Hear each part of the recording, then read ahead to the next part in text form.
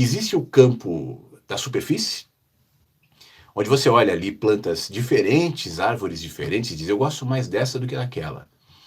Essa flor me agrada mais do que a outra. Aqui está mais legal do que... Mas embaixo, aquilo que sustenta aquela natureza, a terra é a mesma. E se a terra estiver podre, aquela árvore vermelha e a árvore azul, cada uma de um lado, vão morrer da mesma maneira.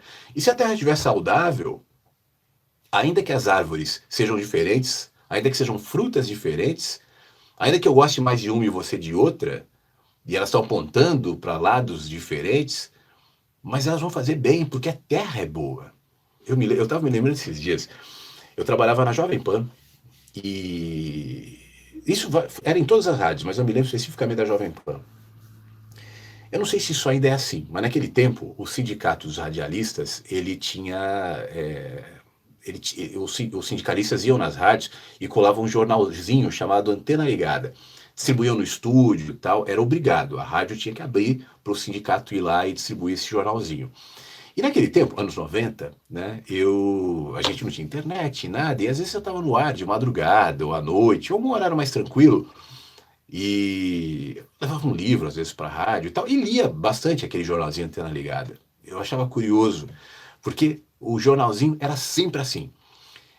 De um lado tinha o radialista, então ele era um ser magrinho, frágil, uma mulher geralmente e tal, e do outro tinha aquilo que eles chamavam de patrão. Era um gordo, com uma cartola, com um smoking, e sempre subjugando aquele radialista, né? Essa dinâmica, esse discurso, o patrão é o inimigo, o operário é o sofrido, isso foi instalando, por exemplo, naquele tempo, anos 80, 70 em São Paulo, sindicatos, surgimento, não que não houvesse essa injustiça, não que muita coisa estava ali errada e tinha que ser discutida e reavaliada, sem dúvida alguma, mas essa dicotomia tinha um apelo que me chamava muito a atenção. Aí depois as profissões mudaram, não tem mais a figura opressora, pelo menos não nesse sentido, do patrão com a cartola e do funcionário assim. Então foi se mudando as dinâmicas, os discursos, para se adaptar a uma realidade mais digital, uma realidade diferente da dos anos 80, 90, 70, enfim.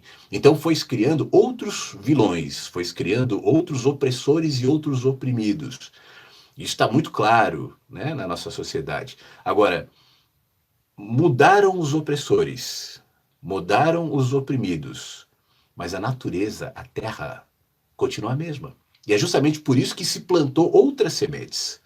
A semente do opressor patrão e do oprimido funcionário mudou para minorias, mudou para outras coisas, né? Para o fascismo ou para o comunismo, em última análise, para Deus e para o diabo. Mas a natureza, a terra que rega essas plantinhas que nos enchem de medo e de raiva e de ressentimento, ela continua igual. E por continuar igual, não importa se hoje o opressor é X e o oprimido é Y, diferentes do que era nos anos 80, daqui a 10 anos, daqui a 20, serão outros opressores e outros oprimidos. E outras massas a serem movimentadas a partir do discurso do opressor e do oprimido. Isso não muda, né? Por quê? Porque a gente não muda. Porque a gente não entende que a gente está sendo jogado. Mas então alguém pode dizer, mas e aí deixa os opressores e oprimidos e é isso mesmo? Não. Mas até a eficácia da discussão em relação ao opressor e ao oprimido e o entendimento do que pode se fazer para mudar ou melhorar uma situação como essa está relacionada a como eu cuido da terra. Porque enquanto eu me mantenho na superfície, eu posso estar aqui dizendo, não, opressor, viva o oprimido, não importa.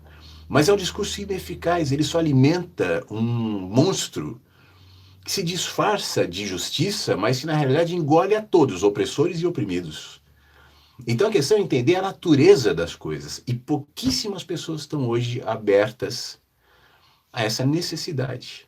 Né? Por isso que as pessoas... então você... Vai ter gente que vai olhar para mim, por exemplo, nesse papo aqui, sabia que você era bolsonarista, tá claro, como um texto que eu publiquei um dia desses no Facebook, eu fui chamado de bolsonarista e petista, porque só consegue reduzir a percepção de uma realidade ao binarismo.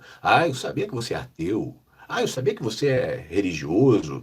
Só existe isso. É só assim. Por quê? Né?